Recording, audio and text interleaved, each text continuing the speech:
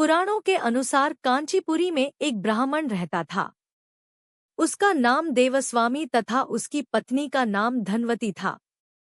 उनके 7 पुत्र तथा एक पुत्री थी। पुत्री का नाम गुणवती था। ब्राह्मण ने 7 पुत्रों को विवाह करके बेटी के लिए वर खोजने अपने सबसे बड़े पुत्र को भेजा। उसी दौरान किसी पंडित ने पुत्री की जन्म कुंडली देखी और बताया, सप्तपदी होते होते यह कन्या विधवा हो जाएगी। तब उस ब्राह्मण ने पंडित से पूछा, पुत्री के इस वैधव्य दोष का निवारण कैसे होगा? पंडित ने कहा, सोमा का पूजन करने से वैधव्य दोष दूर होगा। फिर सोमा का परिचय देते हुए उसने बताया, वह एक धोबिन है। उसका निवास स्थान सिंहल द्वीप है। उसे जैसे तैसे प्रसन्न करो और गुणवती के विवाह से पूर्व उसे यहाँ बुला लो। तब देवस्वामी का सबसे छोटा लड़का बहन को अपने साथ लेकर सिंहल द्वीप जाने के लिए सागर तट पर चला गया। सागर पार करने की चिंता में दोनों एक वृक्ष की छाया में बैठ गए। उस पेड़ पर एक घोंसले में गिद्ध का परिवार रहता था।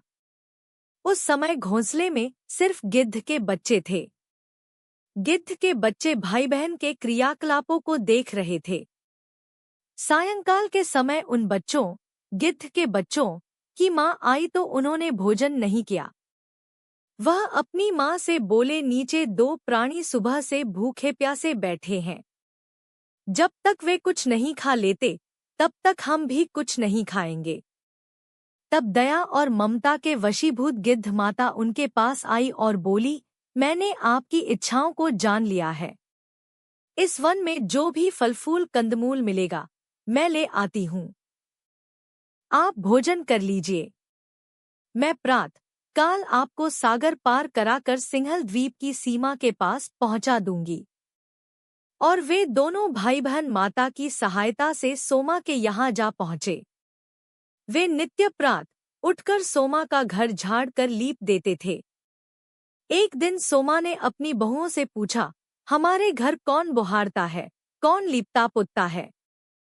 सबने कहा, हमारे सिवाय और कौन बाहर से इस काम को करने आएगा?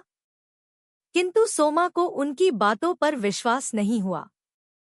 एक दिन उसने रहस्य जानना चाहा। वह सारी रात जागी और सब कुछ प्रत्यक्ष देखकर जान गई। सोमा का उन बहन भाई से वार्तालाप हुआ। भाई ने सोमा को बहन संबंधी सारी बात बता दी। सोमा ने उनकी श्रम साधना तथा सेवा से प्रसन्न होकर उचित समय पर उनके घर पहुंचने का वचन देकर कन्या के वैधव्य दोष निवारण का आश्वासन दे दिया। मगर भाई ने उससे अपने साथ चलने का आग्रह किया। आग्रह करने पर सोमा उनके साथ चल दी। चलते समय सोमा ने बहुओं से कहा, मेरी अनुपस्थिति में यदि किसी का देहांत हो जाए तो उसके शरीर को नष्ट मत करना। मेरा इंतजार करना। और फिर सोमा बहन भाई के साथ कांचीपुरी पहुंच गई। दूसरे दिन गुणवती के विवाह का कार्यक्रम तय हो गया। सप्तपदी होते ही उसका पति मर गया। सोमा ने तुरंत अपने संचित पुण्यों का फल गुणवती को प्रदान कर दिया। तुरंत ही उसका पति जीवित हो उठा। सोमा उन्हें आशीर्वाद देकर अपने घर चली गई। उधर गुणवती को पुण्यफल देने से सोमा के पुत्र, जामाता तथा पति की मृत्यु हो गई। सोमा ने पुण्यफल संचित करने के लिए मार्ग में अश्वत्थ, पीपल वृक्ष की छाया में विष्णुजी का पूजन करके 108 परिक्रमाएं की।